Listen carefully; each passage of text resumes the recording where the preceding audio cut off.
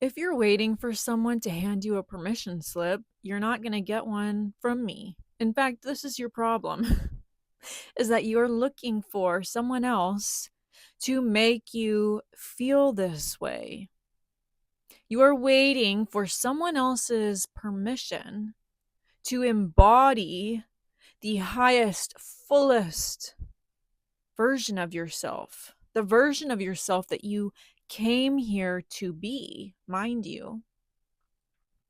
And when you're externalizing this sense of value and belonging, you are going to be met with disappointment over and over and over and over again. Perhaps you'll get a little hit of dopamine and then crash. So long as you look externally for someone else to give this to you, you are going to be stuck. This video is only meant to reflect back to you the ways in which you either are or are not currently embodying this version of yourself. And let me tell you, she, he, they are here with you right now inside of your body. Keyword, they are inside of your body. So if you are constantly disassociating, numbing, running from, avoiding, suppressing, you're going to miss them. You're never going to know that they're here. And you're going to continue to look outside of yourself for someone else to fulfill this. But I am telling you, if you are brave enough to go into the depths of your shadow, to venture into the underbelly of your soul and sit with the fear, the disgust, the shame, the darkness, the anxiety, the anger, the rage, the grief, the sorrow, whatever it is, stop running from it. Stop trying to get somewhere else. Stop trying to get away from yourself. Bravely and compassionately sit down with yourself. Create a space for yourself, whether that is an altar, or if it's at your kitchen table and you light a candle, or you go outside and you bring your journal. Whatever it is that feels right for you in this moment, do it. And write out all of the nasty, hurtful, hateful, mean things that you have to say about yourself. Write them down. Not because they're true, but because they are inside of you. They are here now. I don't care if you write 1 page or 50 pages full of shit that drives you crazy about yourself. Write it down and then sit with it. Not from a place of knowing that it's the truth, not from a place of believing it.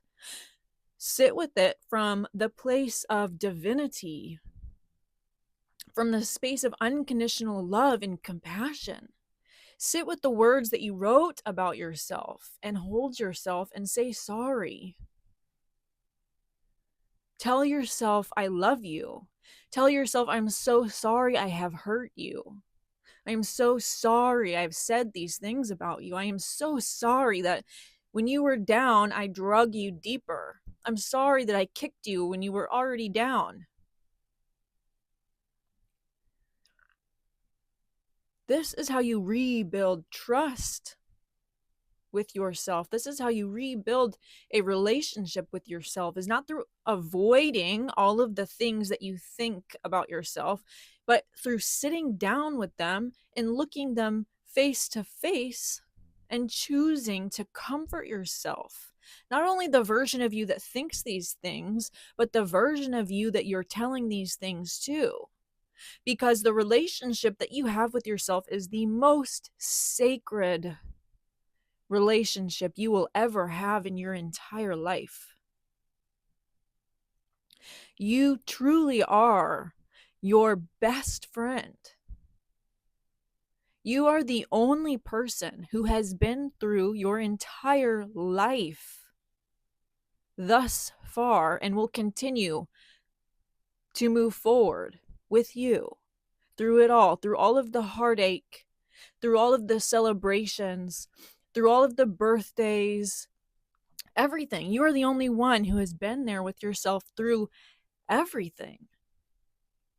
And you are going to be the only one that continues to be there with yourself through what is to come. And so you can choose right now in this moment to continue through life treating yourself the way that you always have, or you can choose to be brave. You can choose to be courageous and compassionate and loving, and you can choose to embody this higher version of yourself right here, right now. Being in your body, being embodied is sexy, is confident. Being in your body is what makes you feel confident and sexy and beautiful and free. When you're constantly scrolling, disassociating, whatever, you are not inside of your body. You have no clue what's going on with yourself. You're ignoring yourself. That's not very sexy. You don't want to be in a relationship with somebody who ignores you, who treats you like shit, like you don't exist. That wouldn't make you feel very confident about the relationship. Right? This is how you need to start looking at yourself, as if you are in a deep and sacred relationship here. Like you are the only one who truly exists. If you want to find love, give it to yourself first. If you want to find somebody to reflect back to you your sense of beauty, give it to yourself first. Becoming your own companion through life is what makes you sexy, is what makes you confident, is what makes you feel fulfilled, is what gives you the power to follow your dreams. When you don't have you backing you up in your corner, you are going to be so effing terrified of the external world. You are going to be so effing terrified of what everybody else thinks about you, because that's all you think you have. You've abandoned yourself completely. So all you currently think you have is the opinions of others. All you think you have is the perspective that other people have of you. But that's not true. None of that means anything about you except for that you have been valuing it for too long. When you learn how to come home to yourself and apologize and bring yourself flowers, cook yourself a good meal, massage your own legs, rub yourself with lotion and oil, give yourself a bath, paint your toes. Most importantly, start acting on your dreams and aspirations. Most importantly, start communicating with yourself. Yes, self-care can look luxurious and amazing and extravagant with all of these champagnes and chocolate covered strawberries, but what about communication? What about sitting down with yourself and getting into the nitty gritty details about how you've been feeling about you? Getting into the nitty gritty details of how you've been treating yourself, and writing yourself an apology letter, writing yourself a love letter about how you're never going to break your own heart again. Romancing yourself because it's what you deserve. Stop waiting for someone else out there to do this for you, and do it for yourself. Stop waiting for an invitation to love yourself. Stop waiting for an invitation to feel beautiful, to feel confident, to feel sexy and alive. Stop waiting for someone else's permission to start living your life. You just get to start right now, if that's what you choose to do. But if you're going to sit around wasting away, waiting for someone else to give you that one special speech or boost or whatever you're waiting for, you're going to be waiting for a long time.